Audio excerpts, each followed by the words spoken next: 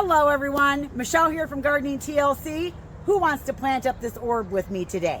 We made these last year in a DIY video. We actually made an 18-inch one. This is the 24-inch one.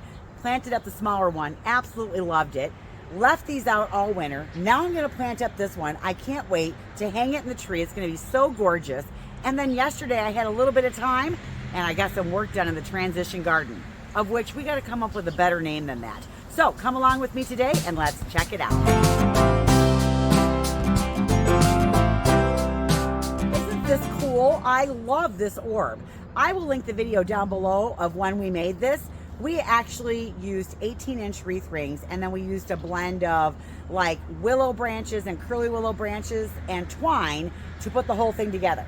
After I made it and I planted it, oh my gosh, I loved it so much that I went back and I made another one. So this is the bigger one. This is the 24-inch one. Now I still have the other one too. We're gonna not plant that one, but we're gonna put it over in the tree where we're gonna plant this. Now I have some really beautiful things to put in our orb, but because I'm gonna plant it on tree branches underneath a crimson king maple, which has dark purple leaves, they get pretty big.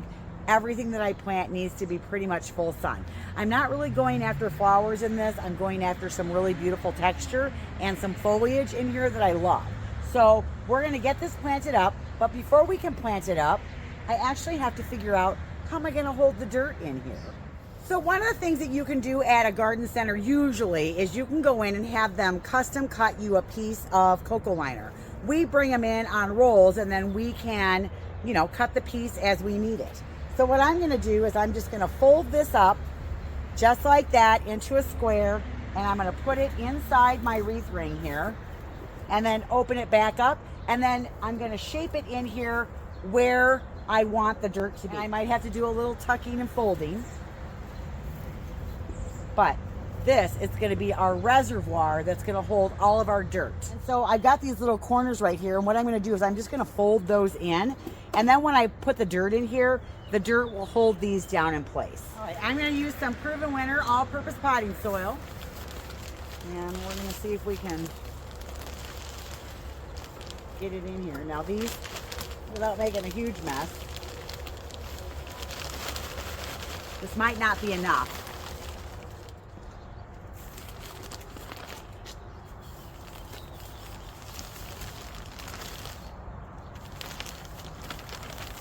I had a couple partial bags, which makes it easier to get it in. These still move, so I was able to open it a little bit to get the bag through, and then I'll just slide the bar back in place. Oh yeah, now we got enough dirt. Here we go. All right, I think that's good for now. Let's get some Biotone starter fertilizer in here, and then I'll show you what we're gonna plant. So it's wild, I got my Biotone and it came in an orange and green bag. Normally it's in a blue bag. So I don't know if this is new packaging or what, or if it's a Midwest thing, I'm not sure. Smells the same.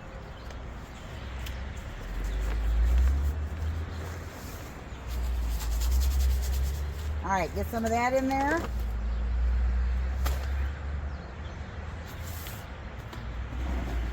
And I'm just gonna give that a little mix up. And you get back over here. All right, let's talk about what we're gonna plant in this beautiful orb. We're not putting a lot of plants in here. We're actually just putting 3, but I think they're gonna be absolutely spectacular. The first plant that we're gonna put in the middle of the orb is gonna be a Kimberly Queen Fern. Now this is an annual fern for me. I love this one in the pots. It's a little bit skinnier on the leaf than a Boston fern, and it has a little bit more of a lighter green color, whereas a Boston fern can be a little bit darker.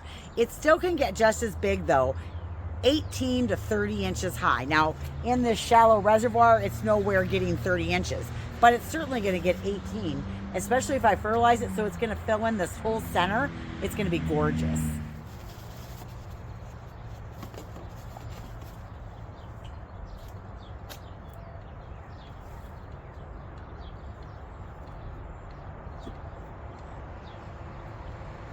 So pop her right in the center. Now, the next thing we're gonna plant, our second plant, is gonna be a Rex begonia.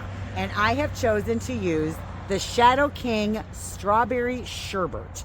Isn't this great? Now, these have been in the greenhouse and they haven't been outside to outside light. And I find with the begonias, when they're in the greenhouse, they don't get the vibrant color that they do once you get them outside growing. So this is really gonna fill in with a lot more of that strawberry color here in the center. If you look at the tag, which I'll show you the tag, see the picture on there? See how much more vibrant that purple is in the center? Now these only grow 8 to 12 inches high, and they want 1 to 3 hours of filtered sun, and they have a mounding habit. So what we're gonna do is we're gonna put 3 of them in here, 1, 2, 3, and then these will mound and fill out and be this beautiful accent foliage around the outside edge. So I have 3 of them. Let's get them in.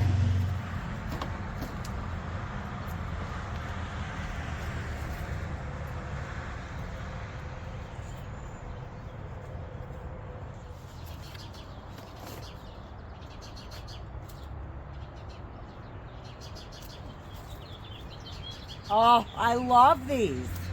I love the color. All right, the next plant that I'm gonna put with this, and I've grown this one before, this one is a proven winner, and it's a proven accent called Sweet Caroline Sweetheart Lime. This thing is a beast in the sun. I grew this and it was like so overwhelming in the pot that I was like, I think the next time I grow this, I wanna grow it in the shade. And potato vines can take part shade. Now, this is not part shade, it's a little bit more like full shade, but we're gonna give it a shot. The lime green color is absolutely gorgeous, and I think it's gonna be an absolutely great contrast in there. I've grown them in shade before, so we're hoping that by growing it in the shade, it's not gonna get quite as big. And what we're gonna do is we're just gonna tuck them in between every one of the Rex begonias.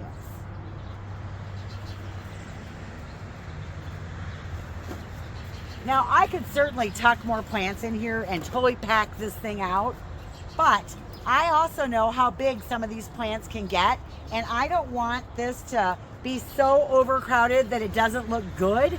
Plus, I kind of want some cohesiveness to it so that it doesn't look like this big jumbled mess inside of there. So I'm only going to use the 3 plants.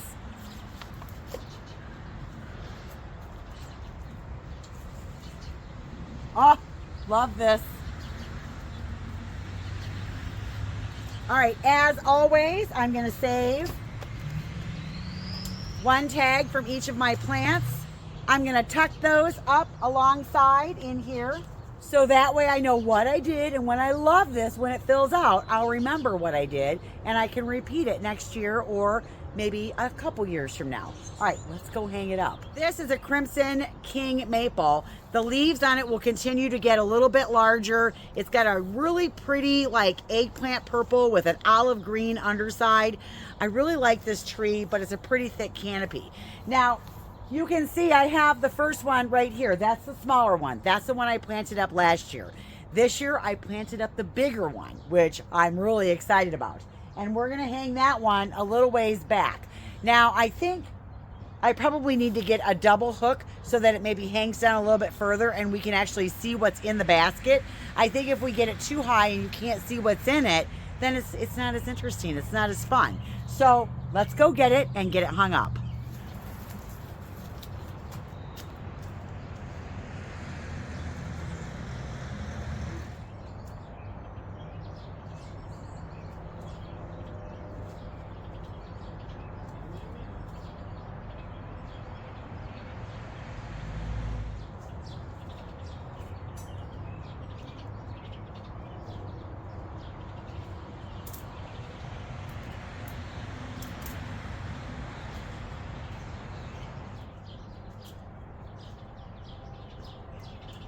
I will have to go get another hook because I needed both of them to create a double. And I looked, I don't have another one in the garage. I don't know what happened to my third one. So I'm going to have to run over to the garden center and get one. But as you can see here, we've got it all planted up. We've got the beautiful potato vine here, the Rex begonias. We did every other one. And then that beautiful fern in the center. Oh, isn't that great? I love it. All tucked up in there. I need to water it in, which I will do. And look at my ground, you guys. Isn't this horrible? This is what happens underneath maple trees. Now, I do have the start of a solution for this year for both this tree and that tree, because these just keep getting bigger and bigger and bigger. And so stay tuned for that. We do have something that we'll be doing to plant underneath this to combat the fact that no grass is growing underneath here. I tried, and I just can't get it thickened up enough before these big leaf canopies come out. And because it's on a slope, yeah, I have a hard time, and they're just getting bigger and they look horrible. So we've got a solution for that. Stay tuned. All right. I have to go get a hook to hang that one up. A couple weeks ago, I talked about how if you have a really big job to do to chunk it down, well, that's what I'm doing with the transition bed. All right, we've got to come up with a better name. So you guys are going to have to help me come up with a name for that bed. Oh, and another correction I need to make. So I was calling this statue Diana because, I don't know, in my head, I thought it was Diana, but it's not. I looked it up in the catalog after someone made a comment below and went, I don't think that's Diana. And they were right. It's not Diana. It is Rebecca. So that's Rebecca over there. And I don't know if we want to call it the Rebecca bed or if we want to call it something else, but help me come up with a name because, you know, this one's the driveway bed and that's not a great name either. So help me come up with that. But it's amazing if you set your mind to it and you decide that you're going to do something. You've got an hour here, you've got an hour there, that you can really tuck into something and get some stuff accomplished and stay on task to get things done, especially right now before it gets crazy hot. So I had an hour yesterday and I went, you know what? I'm getting those boulders down. I don't care if it's, you know, going to be heavy, hot work. I've got a skid steer. I can get them halfway.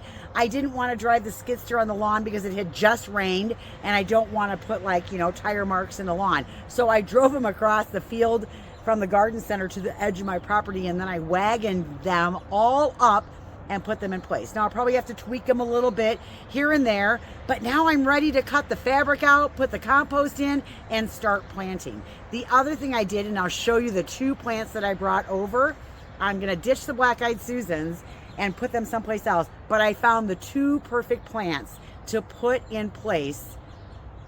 One of them, well, just wait, we'll go show you. Come on, let's go look. Before I show you the plants, let me show you what a beast I am and see what I got done yesterday. I did this in an hour.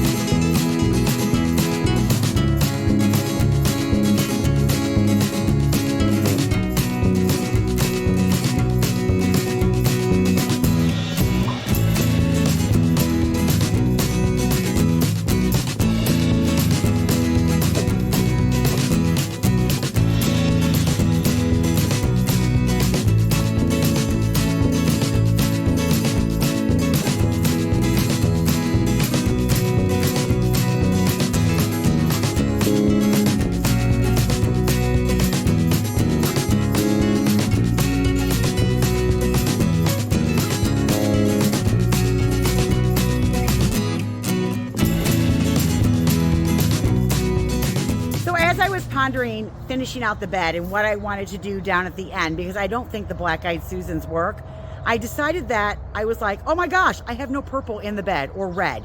So I went and got some red. The other thing I went and got was the tree. I went and got the prairie fire crab so that you could see what that looks like in there. And yeah, it's perfect. I'm putting that in. Not only that, but it gives me my triangle of color. 1, 2, 3. Because whenever you do like a triangle of color in your bed, it kind of creates this harmonious blend that helps like pull the design together. So I did it up here and then I repeated it down at the bottom, and I'm going to use a Midnight Wine Shine Woodgilla. Let me go get it. Check it out. This is a Midnight Wine Woodgilla. I already have the Wine and Roses. This is the same series. This guy is a ground-hugging beauty, and it still gets the beautiful fuchsia flowers.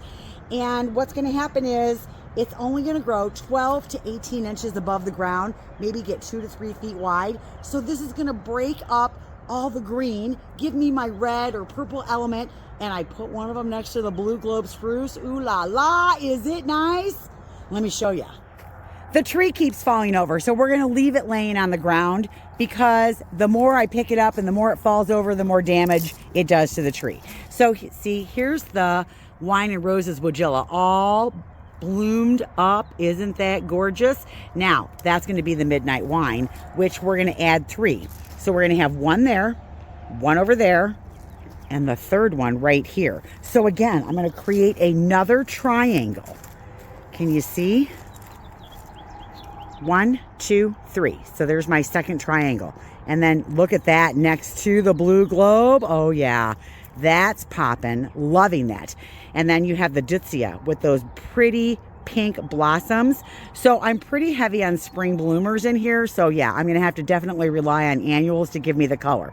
But the rocks are in, you guys, and I'm so happy about that. See what you can get done in an hour if you put your mind to it.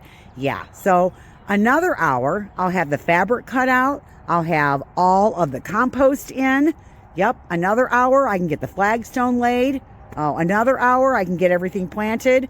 So yeah, maybe by the end of next week, I'll have this done as I tuck into this an hour at a time. Basically, what I've been doing is running over here when I have a moment to get a little bit of landscaping done. I've almost got all of my pots done, and I'll show you those in a tour. And I'm going to keep working on this as I have a little bit of time here and there. Today, I had to, load everything, get all my signage made. We've got the Clem Garden Show this weekend. It's Saturday and Sunday. We'll be there all day. Tomorrow is set up. And I'm really looking forward to the show. It's such a great time. So if you're in Rockford, come and see me, Clem Garden Show. It is May 31st and June 1st. It's $12 to get in at the door. It is a fundraiser for the Arboretum. And there's probably 60 or 70 different vendors there, and they'll have food and music, and I'm going to have some great sales in my booth. So if you come, make sure you come and say hi to me. All right. That's all I've got for today, because that's all I've got time for. I need to run back to the store now and close it, because I left them there so I could run over here and do this. All right. We will see you in the next video. I hope you get your hands in the dirt today. I got my hands in the dirt, and we'll catch you next time. Bye, everyone.